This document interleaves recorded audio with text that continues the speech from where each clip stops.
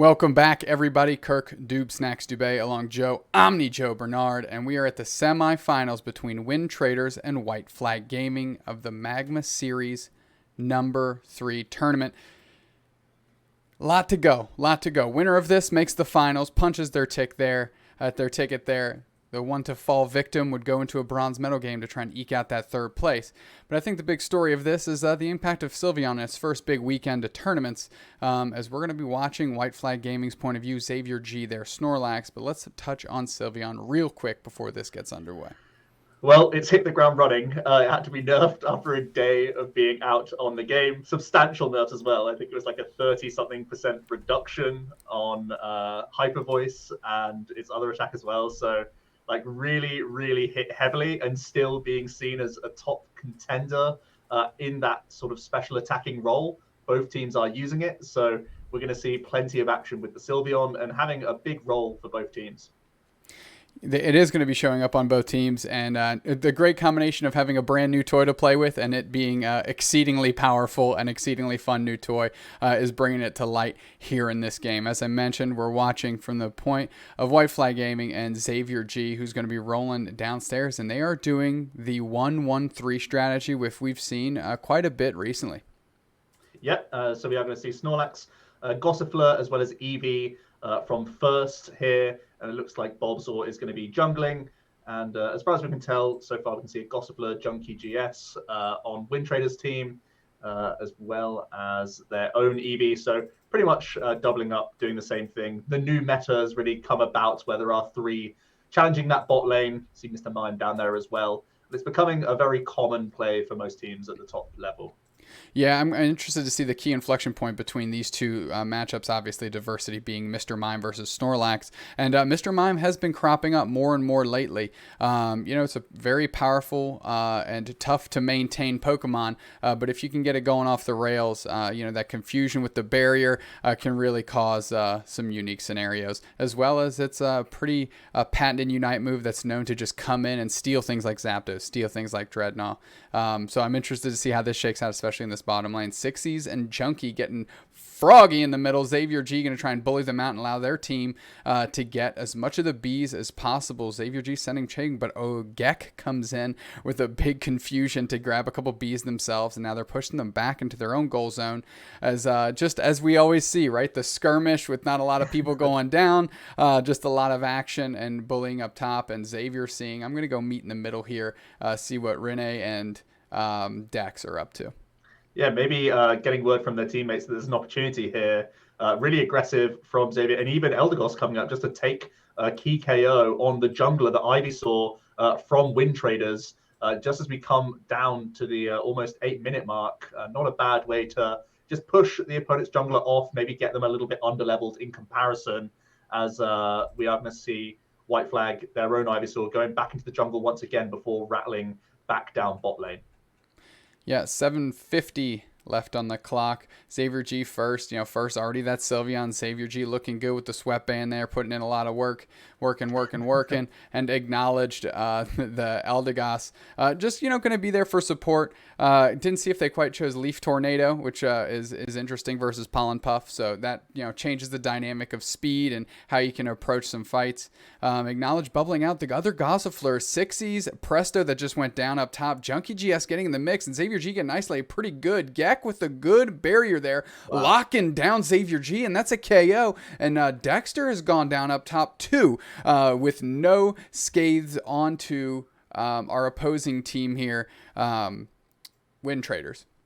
Yeah, really big KO, trapping that Snorlax very effectively. XavierG getting caught in a place he doesn't want to be, now potentially under-leveled to try and defend this Dreadnought compared to the rest of the team. And as you can see, Junkie now finally has leveled up, and they are getting aggressive on that Dreadnought. Yeah, Gek coming out of the grass, and now it's a little bit of a team fight over this Dreadnought. Dreadnought is getting mowed down. XavierG just forced to circle out, and that's a heavy slam, and Sylveon is able to just poach it right at the end. Excuse me, I said heavy slam, but Sylveon was able to step in and poach it just right at the end there under the nose, and XavierG does go down, but that is a lot of players on Wintraders that have bit the dust as well, and I think you'll take that 3-in-1 trade any day of the week. White Flag with a very well, a couple of big KOs. They had really low hit points themselves, but were able to clear off. Again, I think it was the Ivysaur going down for Wintraders. And we see Xavier actually go up top now, taking a little bit of experience for itself. Maybe even wants to engage this Rotom as the action has sort of dispersed now. A lot going on in the middle and still down that bot lane. Dreadnought claimed from White Flag, not too bad at all. They've got a good level advantage, I think, at this moment. I think Xavier is just racking up some XP for themselves, as it looks like there's some action coming up this top lane a little bit, as Sixties is going to try and defend here. Sixties and Presto getting all over acknowledged in first. XavierG, a big heavy slam coming in there. And Sixties and Junkie GS are just going to try and do a little bit of bubbling outwork, trying to keep themselves up. Junkie GS throwing in a Pollen Puff. Now Gek rolling back. Presto has been focused on it. Presto goes down to first the Sylveon, but first goes down, catching their own receipt there. Rene, XavierG, and Acknowledged all making it back to their own goals. I'm going to pick up a little bit of heals, and we're going to peel back up to the Rotom. Gek already there, the Mr. Mime, and so is Junkie. They're doing their best. They're waiting for Sixties to get in the mix. Sixties saying back. This allows XavierG and Acknowledge to step into the game. XavierG lining up a heavy slam. Gonna put the stun on Gek. Mr. Mime with the big block pushing them down. They're able to, I believe they eject buttoned out of there. And now that's a barrier keeping them off of Rotom. That's another one. And Gek doing a great job isolating. Wow. Although they're on the verge of maybe going down here, they did a great job isolating White Flag Gaming off of Rotom just enough so that they're able to take it. And I'll tell you what, Gek may have gone down there, but they put in a lot of solid work on their own upstairs. Yeah, you take that trade all day. Amazing gameplay from Mr. Mime. It's a skill testing character to try and use, but you really see the benefits where it's similar to that block element that you can get from the Snorlax, but even more precise movements needed via the Mr. Mime. As we actually see a huge block from Snorlax there, trapping in 3 or 4 characters. And yeah, amazing skirmish down the bot lane there. Slowpoke, the opposing Lucario, able to take the Dreadnought there during that big block, as you mentioned. And XavierG going to roll down and try and take another KO on Gek. And using their Unite move here, not flipping around, not doing too much. They're going to get those heals back up and see if the chase is on. They're rolling with Dexter in first as Junkie makes it back to their goal zone, and they're hanging tight there. XavierG not afraid to lead the charge when it comes to going to new objectives. And Sixties hiding in the grass. That's Sylveon going to try and close the gap here on XavierG with that lovely fairy type voice that it's slung on there for a good third of its HP. And XavierG going to try and isolate these bees away from Gek so that they can't get their fair share of the experience. First comes in with the hyper voice, now Sixties with the hyper voice, and I think there was a pretty decent split there on where those bees actually went, bee experience went. Yeah, looking like White Flag right now, they're kind of glutted with points. A few characters on their maximum, as you can see on the screen there, and they haven't really had many opportunities to score just yet. Possibly the fight for the Rotom at this top might be a good moment for them to try and get that little bit aggressive and start getting some dunks in on the goal zones, because it has been a bit of an issue so far, and Rotom is just about to come up. Yeah, XavierG was, to your point, trying to make a move to the goal zone, maybe get some points in. Presto and Gek, 6Es, are holding up pretty well. They are struggling to keep up because they haven't been getting a lot of points in, but that doesn't necessarily mean much until Zapdos comes around. Let's try and get these KOs and maybe pressure a little bit of experience advantage here. Presto able to get out there. They're on the verge of going down. Finally do in their own goal zone. Gek is bubbling out pretty well, and this is the opening that that White Flag Gaming needed to get some points in and maybe bring a little balance to those scales that are the energy counts here in this game. And they've pushed Wintraders so far back, they could even just take this Rotom real quick. I imagine it's going to go down momentarily, but actually the team back out, go down to the bot lane here, because they think it's more important to defend this Dreadnought, or at least try and take some players out and not give it to them for free here.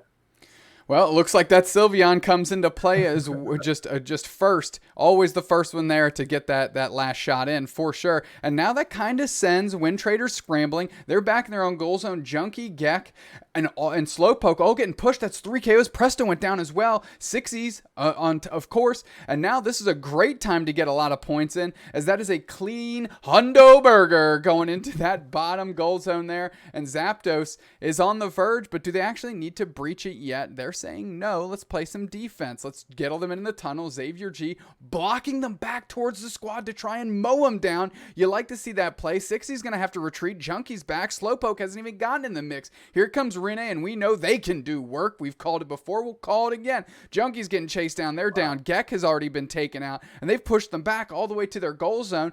We got a back cap here by Presto the Venusaur, but I don't think there's too much worse for wear in terms of the scoreboard. XavierG says, we've done enough here. I'm going to go get my 50 in. Nope, just kidding. Running back on defense. Gek is on me. Tries to use confusion to stun XavierG into the wall. Doesn't work.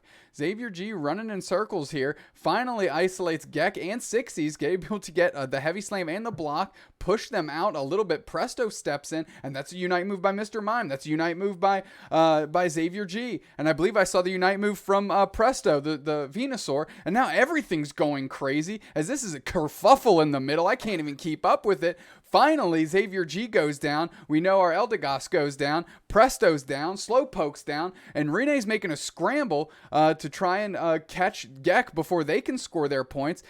XavierG bringing us the camera first, and Dexter getting a ton of points in that that top goal zone. And Sylveon going back on the downstairs with their Eldegoss. That's 6Es, and I believe the Eldegoss's name is escaping me right now, but they're scoring in the bottom goal zone and close it out. So we're not getting a lot of one-on-one action here. We're kind of getting a bunch of people rat racing around the map trying to get these points, and nobody even touches Zapdos. XavierG hitting us with some dance move, maybe sweating to the oldies there in that top goal zone as this clock has ran out. Time's up, Joe. Give me the scores.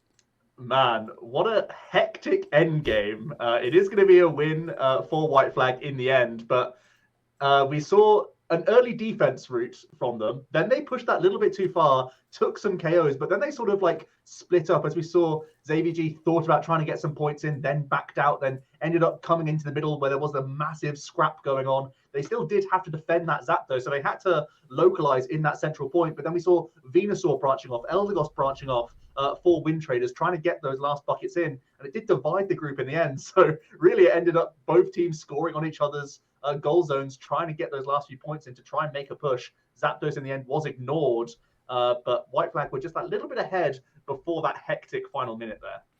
I would hate to see a coach try and recreate that last minute on their whiteboard. You know, this is our strategy. That's just O's and X's getting shot all over the thing. There is no way that was pre-planned. 0% chance. That was chaos on both sides in those Discords calls. Just saying, just go where you can, go where you can.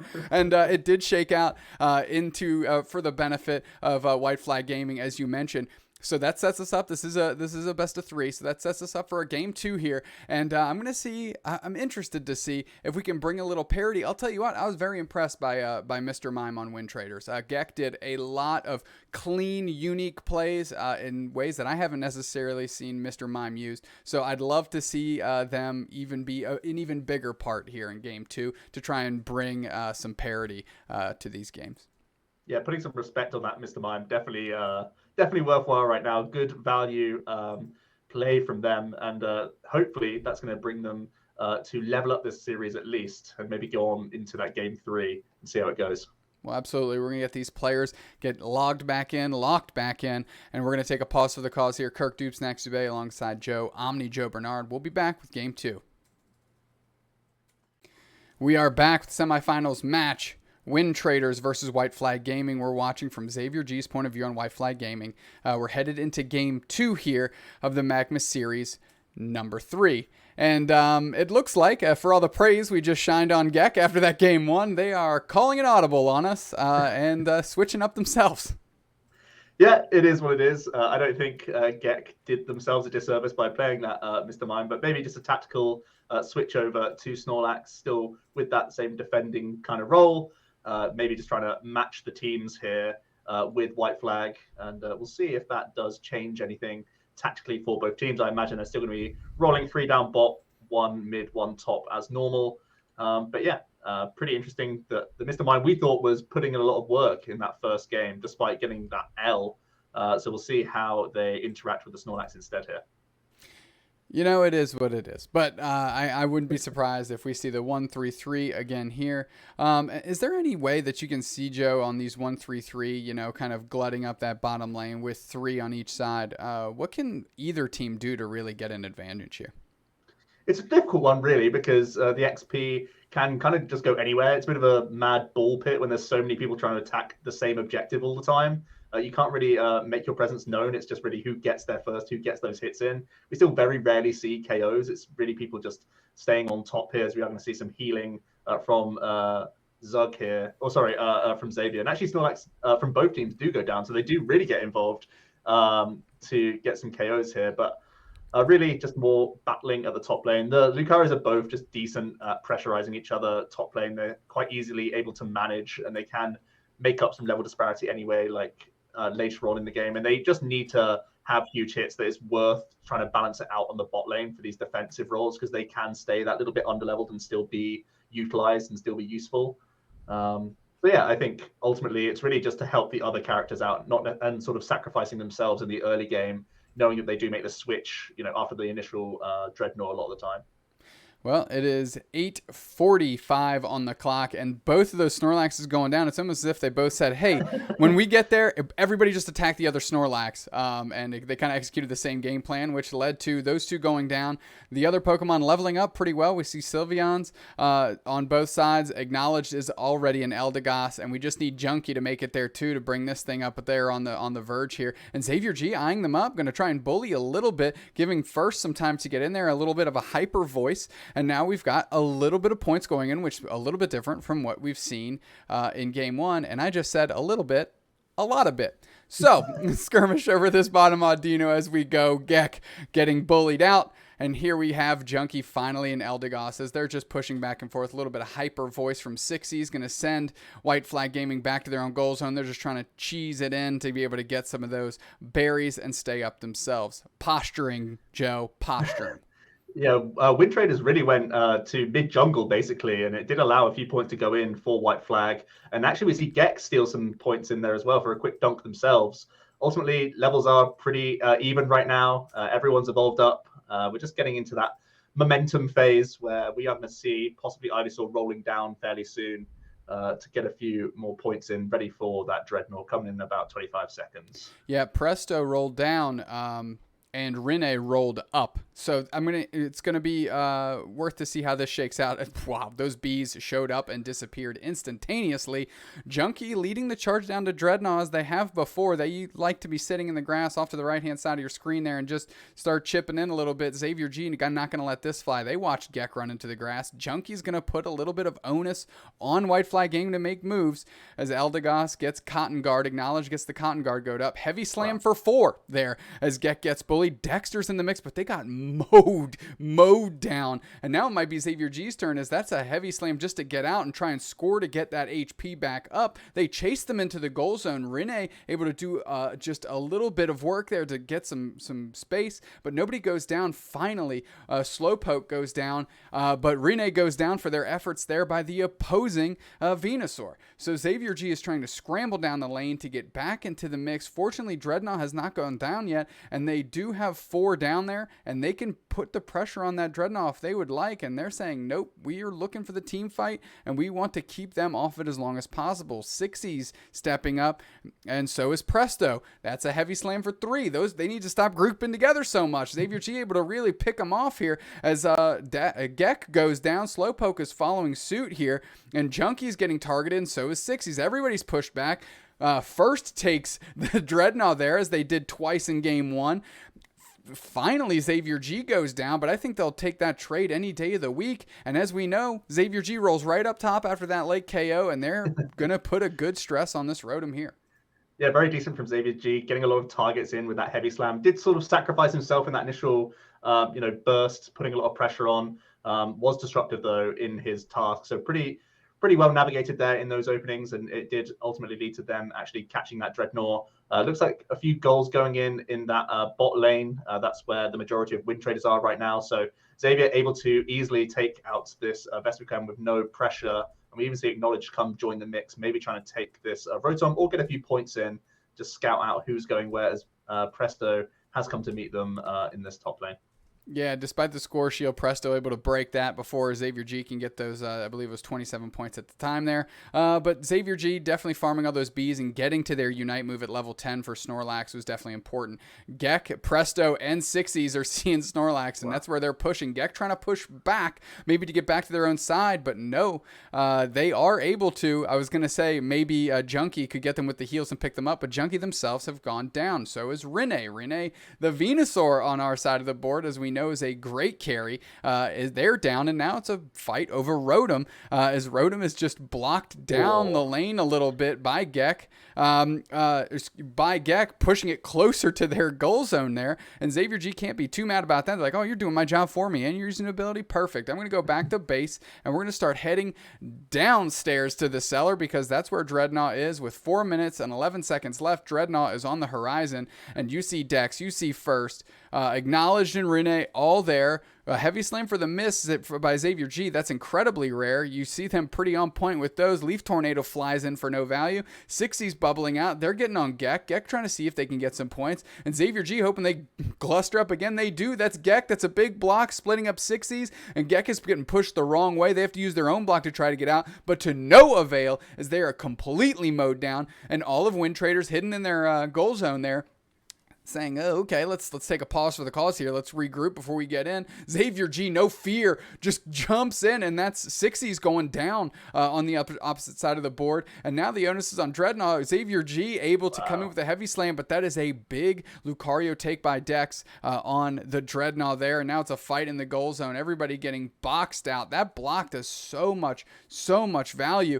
And now Gek is scrambling to get a berry. They do before they can go down. And I believe finally Sixies and Junkie are back in the mix, as after they took another KO. Acknowledging First are going to get to bail out with no worse for wear. And look at Dexter getting frosty 4-on-2 with their own Sylveon First. And XavierG yet again says, oh yeah, but like Rotom's coming back, right? So I'm going to go do that. Really impressive play from Xavier there. Some huge blocks after big heavy slams. Also going to take the opportunity to get a big 40 in. Fortunately, the Vespercoin didn't actually stop him from scoring there. That would have been a huge pain. Actually goes back to its initial spawn and can be easily gobbled up by Xavier. Looks like we are going to slowly see people peeling back up top lane. So Xavier won't be alone for too long, as Rotom is coming back here. But amazing to see them get the Dreadnought. They feel a little bit ahead because they did get that initial Rotom. I don't think we saw much scoring on it, but still was a bit of a nuisance and did make it all the way down to the goal zone. And Xavier's still just focusing on Corphish here, waiting for teammates to turn up to maybe pressurize Snorlax, or just start trying to put damage into this Rotom, because it looks like Wintraders are still holding off that little bit. They're still a little bit south right now. If I'm White Flag Gaming, I'm actually not pressuring Rotom, and I'm going to let that top goal zone stand at just 5. That's a big one to close out for 100, and you can kind of ripple those back down the lane, having Keepo to have to fight into the middle if they do take Zapdos here. 48 on the clock, and Zapdos is here, but nobody's acknowledging it that it is. XavierG, heavy slam, and they're really comfortable in working in these lanes far away from Zapdos, which is a kind of a rare occurrence from a lot of the games we watch.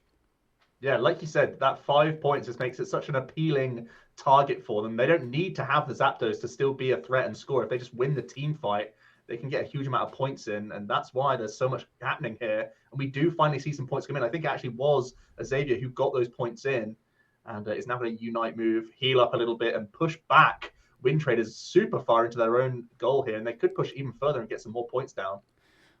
Junkie just used their Unite move to try and get up and around and kind of get a good CC onto White Flag Gaming, and that did kind of send them scrambling here. XavierG already burned their Unite move. We're looking at the pips up top. Just Lucario and Rene have theirs. Rene just used theirs, and that means just Lucario Dexter on White Flag Gaming has theirs left. And as we go in, just Sixies is down on the other side. Nobody down for White Flag Gaming. Nobody started Zapdos, and I'm not too sure how these points are shaking out. Slowpoke the Lucario cruising and bruising out of there. Sixies gets him with the hyper voice, and XavierG getting in the mix, trying to chip in some damage too. A little bit of a block, a little bit of a window for retreat. But Presto and Slowpoke coming in, and just the small grip on Their Unite move there is finally used by Dex as it's fired into the middle for quite a bit of damage over a lot of different characters, but nobody goes down. Oh, and Wintraders take Zapdos. Wintraders take Zapdos out of nowhere. Do they have enough time to convert? 8, 7, 6, 5. I'm watching the top. Lucario's diving to the middle. I'm watching the scoreboard. Sylveon closes one out. Oh, does that Lucario count for 100? That might have been it. That might have been it. Yeah! That is by just the slimmest margin, finer than a frog's hair. Lucario gets it in. I'm pretty sure time's up was red on the screen, and they gave it to Slowpoke to Lucario. They gave them the points in the middle. Sixies did their job. They closed the top turret out, or excuse me, the top goal zone out so that play could be made. And what a mad scramble. They took Zapdos with what, 13 seconds left in the game? Jeez, that was an absolute panic, leaving it to literally the last second. Time called, then the +100 comes in after the fact. As White Flag, they were trying to get their points in as well. I think it was Rene who was just trying to score what they could, but just too late, unfortunately for them. But as you said, that +100 was the difference. A 3-point score, I think, otherwise different. So 103, yeah, absolutely insane. Very, very late Zapdos. Uncoordinated, no doubt. It's kind of like the last push. That's what keeps them in the tournament. That final push, a big KO on Xavier, meant that it was pretty much undefended Zapdos. So much DPS coming in from Sylveon as well. Absolutely insane there. Lucario getting that final hit and then sprinting all the way to the farthest goal zone in that straight line to get 100 points in. Absolutely epic game. Just, like I said, down to the wire. Wintraders able to keep their finals hopes alive. And White Flag Gaming never raised the white flag in that particular game, but leave with the L anyways. So it's time for them to regroup, maybe shake that one off, and see how Game 3 shakes out. See if maybe they can make a little bit of an adjustment. I feel like we're dealing with a lot of chaos in the last 90 seconds. And it's just, I mean, it's fun to watch. It's certainly fun to watch. Let's take another pause. Let's let them just shake that one out, shake that one off. We'll be right back. Magma Series number 3, semifinals, Game 3. Winner punches their ticket to the finals. Loser makes it to that bronze medal game. Kirk, doobsnax, Dubé, alongside Joe, OmniJoe Bernard. We'll be right back. Semifinals, Game 3 on the horizon.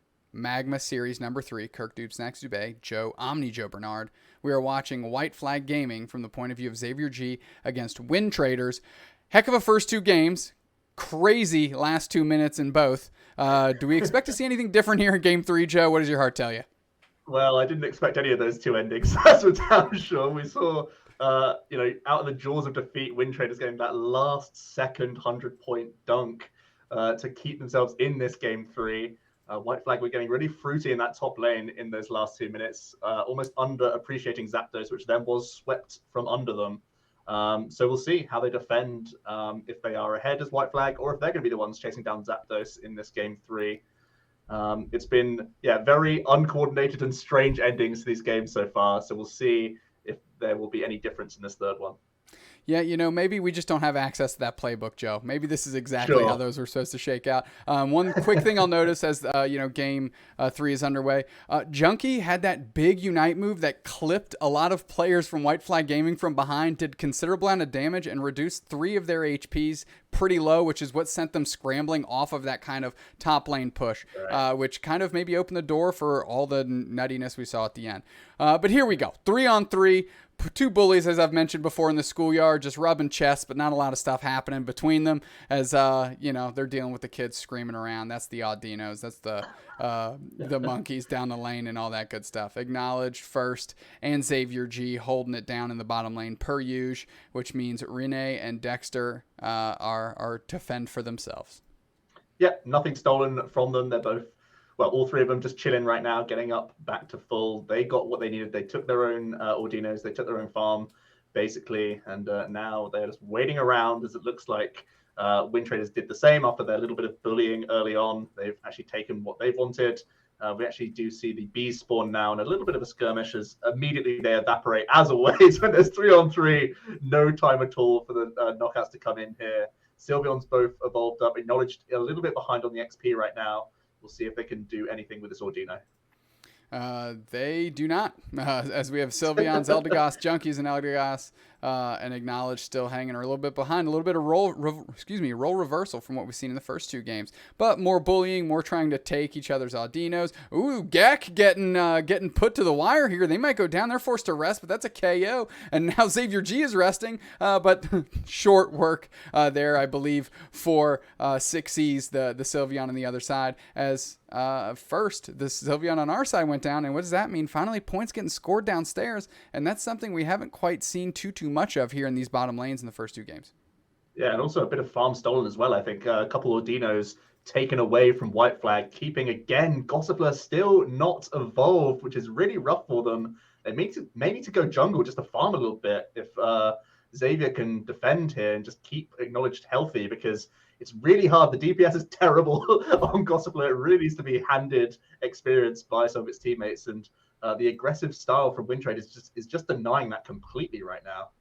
Absolutely. Junkie putting a lot of good pressure on, using Leaf Tornado and those auto attacks to really keep them kind of locked into their own goal zone. You see Presto hiding out. Their jungler, the Ivysaur, comes in, and they're able to get a considerable amount of bees, and Acknowledge is just way behind. There's still a Gossifleur here, and that has to factor into, with Dreadnought, 7:06 on the clock. Dreadnought is going to be here in 4, 3, 2, 1. We've got Dreadnought, and we still have a Gossifleur, and it's kind of tough for you to support when you're behind on all your supporting abilities. Yeah, they're not even interacting with Dreadnought right now. They're trying to feign that they're actually here and can do something, but really they're just kind of poach the Dreadnought more than anything, as they are finally getting into the action that little bit. And wow, so much damage coming down, taken by Wintraders, I believe, by the looks of things. Yeah, they were the ones pressing a lot harder. Huge win for them here, as Gossifleur still not evolved into Eldegoss. Useless down there right now. Really needs help from this team to actually get some points in. XavierG jungling for the first time. You rarely ever see this, that's for sure. Yeah, Gossifleur just, I mean, Acknowledge this is on the sticks, just going like, oh, come on, like, get me something. Help me chip in on something. Get a KO. Looks like they're finally left to their own devices. They're able to grab that core fish and get evolved down, as Dexter and XavierG are up top, and they're going to try to do some work on the goal zone there. They do close it out in short order. Dex with a 35-point bag right there to close out that top goal zone. And XavierG and Rene are together. XavierG letting the mobs there for Rene so they can get their levels up. Gek working on some core fish too, and XavierG rolling down to bees, which are all but gone. Slowpoke and Sixies coming in, putting some pressure on Acknowledge and the underleveled Acknowledge and first. But XavierG, not worse for wear, coming in with a heavy slam. They're going to try and do a little bit of help, and they're focusing on Junkie GS right now. They're able to get them down, no problem. But now Slowpoke coming in, they've identified their target, and I think they just missed on that bone rush there, because they were eyeing down Acknowledge, trying to take them down, but that allows them to get away, and the hefty Snorlax XavierG is able to roll away as well, unscathed. All that being said, Slowpoke for their troubles have gone down, and XavierG is back in the jungle, as you mentioned. 5:05 on the clock. Yeah, helping out. Looks like Eldegoss getting a few more points, and they have closed that disparity quite significantly. So unorthodox play for White Flag, but it has got them back into the mix here. I think they're just a little bit behind right now. Maybe not on the score sheet, but their levels aren't looking too great in comparison. And Wintraders are simply leaving that goal zone open, as you often see here. Just those 2 points actually might even get mopped up here. And they're still mobbing around this Dreadnought that's now up again. Great isolation attempt on Presto by XavierG. Definitely a big DPS character to get down. Acknowledge does go down before this team fight. Gek on the other side goes down before this Dreadnought really kicks off. And so does Rene. Rene's down. And now Dexter's down. Nobody's down for the other team. However, only Slowpoke is in the mix. Junkie GX trying to make a little bit of a bubble there. But Sixies ends up closing out the second Dreadnought in the game. And we haven't seen one of the first two Dreadnoughts at least go to White Flag Gaming, and you've got to think that they're feeling the tilt of this board going against them right now. Yeah, they're a little bit behind again. The levels just get more difficult for them. That early aggressive play from Wintraders has paid off big time, as it has allowed them to be the aggressor in all of these team fights and really push White Flag even away from the chance to steal, really. And they're just going to use those shields to push even further here. Probably will be taking this turret, I imagine, as we are going to see the Eldegoss looking like it's going to score. Xavier can't even get involved. He knows he'll just get KO'd if he actually gets involved with those three undefended at this point. The berries have gone for him, so no help there anymore. Rotom has been taken on the top lane by Lucario, and it looks like might be peeling down or at least taking some jungle from mid here. But the action is still down this bot lane by the looks of things. Venusaur going to be defending that Rotom, making sure they can't score. So a bit of a split right now between Wintraders, White Flag, mostly still down this bot lane. Yeah, they haven't even touched that bottom goal zone there, which is kind of a rare thing because normally those are the first ones you do want to close out, regardless, because your team can run back to that heal and get back to Dreadnought, and that's kind of an extra source of support there, as opposed to just through the Eldegoss's abilities. XavierG making a little bit of move to get out as the pressure from Gek and Sixies there put a little bit of pressure on, and right now I think it's all about farming, trying to close this level disparity here, and I'm curious to see if they go for Dreadnought, because it kind of feels like they might need Zapdos too, so I'm interested to see what they decide. It seems like they are rolling down as the option of choice here. Yeah, again, they kind of need to take this Dreadnought just for levels, I think, a lot of the time. The shields would help them too if they actually took a team fight to Wintraders at this end game situation here. Maybe get a couple people knocked off so they can then out DPS the Zapdos potentially as well. Just keep it all bunched up in the middle. Huge skirmish here though. Blocking coming in. Looks like Lucario is getting involved. Gonna get caught out here as well. KO'd. Couple big KOs for White Flag just in time for Dreadnought. They may feel that they don't need to go for it now and could just head to mid. That's exactly what we are seeing here. Still the Unite move to go for Snorlax also in a pretty good position here. Yeah, 1:45 on the clock. XavierG with a heavy slam on Presto. They've isolated them. I mean, we saw Sixies go down and Slowpoke go down in the bottom there as they're trying to get to Dreadnought, and that sent the whole team reeling back up to the middle. Maybe this is our chance. And now Gek is being isolated, trying to put the pressure on first, and XavierG heavy slam slowing that down. Ooh. They finally get taken out, and I think that might have been the door open to get Acknowledged taken out, the Eldegoss, and of course XavierG is down. We're watching a little bit of action between Rene and Sixies. Rene is beast on the sticks with Venusaur here as they're chasing down Sixies, who's being held up by the Eldegoss Junkie, so they aren't any worse for wear. As we see Slowpoke, the Lucario, rolling down from up top. Seems like they just tried to make a scoring play, trying to get back to the middle, but they're no longer on our radar. As XavierG and company are headed to that bottom turret as soon as I say that, peeling up, and it looks like they might make a play on Zapdos here. Slowpoke gets in the mix of going after first trying to get out of the way so they don't go down, because that DPS that they bring is important. And Slowpoke, Dexter, and XavierG are all on them now. Unite move to try and take out Slowpoke here, and Slowpoke cannot be long for this world. They have been moving very well, though. You have to give them credit for that. That's isolating a lot of time and a lot of time on the clock here, as now White Flag Gaming is putting a lot of pressure onto Zapdos and any Wintraders player that is coming up. Gek tries to slow them down a little bit. That Zapdos is at half HP. We have 21 seconds on the clock. And now is it going to be a push on Zapdos? 3 players down on one side, 2 on the other. XavierG's in the middle. Everybody's attacking it. And they take it. And White Flag Gaming takes it. Now everybody's just a mad dash to try and get some points. And it's their turn. The bottom turret, having been touched, gets 100 points. Dex is going to the other turret. 100 points. That's an Eldegoss up top. Acknowledged 100 points. That's got to be it. That's got to be it for White Flag Gaming, as they literally needed all 300 of those points in the last 8 seconds to snatch this one out from Wintraders. I'm telling you, it's in a playbook somewhere, Joe. Somebody was like, yeah, page 9. Just check the book. It's in there the whole time. Never give up on the late game Zapdos. Those 20 seconds, it seems, is all you need.